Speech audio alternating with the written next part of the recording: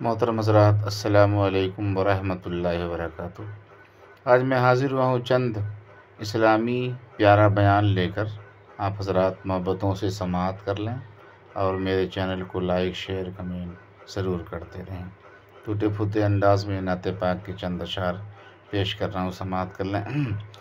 سب سے اعلیٰ و اعلیٰ ہمارا نبی، سب سے اعلیٰ و اعلیٰ ہمارا نبی، دونوں عالم کا دولہا ہمارا نبی، کہ جس کو شایا ہے عرش خدا پر جلوس ہے وہ سلطان۔ اور نماز قضا ہونے کا تو تصور بھی نہیں ہونا چاہیے، یعنی یہ تو ہماری ڈکشنری میں نہیں ہونا چاہیے کہ نماز بھی قضا ہو سکتی ہے، یہ پاسبل ہی نہیں ہے۔ آپ اگر چاہیں گے نا نماز پڑھنا، راستے خود نکلیں گے۔ آپ ٹرین میں بھی پڑھ لو گے، آپ جہاز میں بھی پڑھ لو گے، آپ بس اگر چاہتے ہیں۔ کھانا بھی تو کھا ہی لیتے ہیں نا۔ لوگ کہتے ہیں یار 4 نمازیں تو پڑھ لیتے ہیں، فجر نہیں ہو پاتی۔ کیوں بھائی؟ کہتے ہیں آنکھ نہیں کھلتی۔ بڑا عجیب بات ہے، تمہاری فجر میں آنکھ نہیں کھلتی۔ کبھی ایسا ہوا کہ صبح 7 بجے کی فلائٹ اس لیے مس ہو گئی ہو کہ آنکھ نہ کھلی ہو؟ 7 بجے کی فلائٹ تھی تو رات تو سویا ہی نہیں تھا میں حضرت، خوشی کے مارے 4 بجے ایئرپورٹ پہنچ گیا تھا۔ کبھی 8 بجے صبح آفس کی کوئی امپورٹنٹ میٹنگ مس ہو گئی ہو؟ اسکول پہنچ جاتے ہیں ٹائم پہ، کالج پہنچ جاتے ہیں، نماز ہی مس ہوتی ہے، آفس میٹنگ پوری ہو جاتی ہے، فلائٹ ٹرین سب ملتی ہے۔ اس کا مطلب کیا ہوا کہ جو امپورٹنس فلائٹ کی، ٹرین کی، میٹنگ کی ہے، وہ امپورٹنس آپ کی زندگی میں نماز کی ابھی ہوئی نہیں ہے، ورنہ کچھ بھی ہو جائے نماز کیسے چلی جائے؟ میں ایسا مسلمان بن جاؤں کہ مجھے دیکھ کر لوگ کہیں جب امتی ایسا ہے تو آقا کیسے ہو؟ جو امتی ایسا ہے اس کے نبی کیسے ہوں گے؟ ارے جس مذہب کا پیروکار ایسا ہے اس کا مذہب کیسا ہوگا؟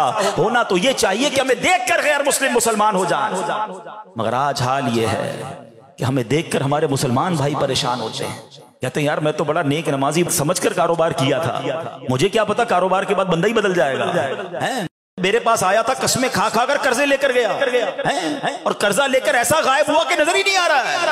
ارے میں تو سمجھا جناب بہت اچھا آدمی ہوگا، اس نے رشتہ کیا، مگر رشتہ کرتے ہی بندہ ہی بدل گیا۔ نہ کرو ایسا۔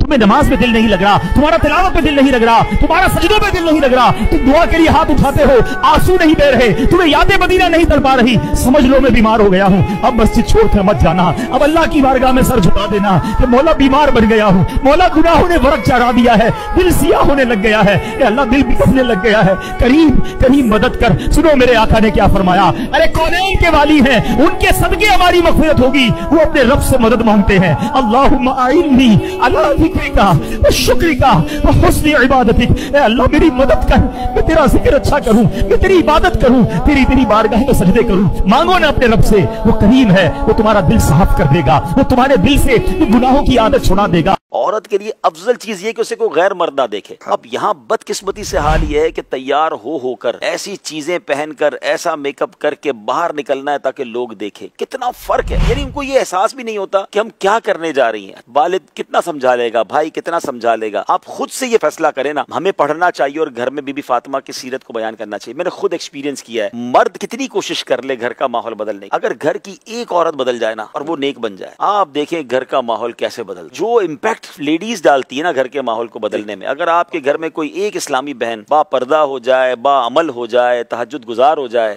اس کا جو امپیکٹ آتا ہے نا بچوں پر اور گھر پر، اللہ اکبر، وہ امیزنگ ہوتا۔ واقعی ہمیں اپنے گھر میں خاتون جنت رضی اللہ تعالیٰ عنہ کی سیرت کو بیان کرنا چاہیے، اور اللہ ہماری ماؤں بہنوں کو اس پر عمل کرنا چاہیے۔ کیا بات!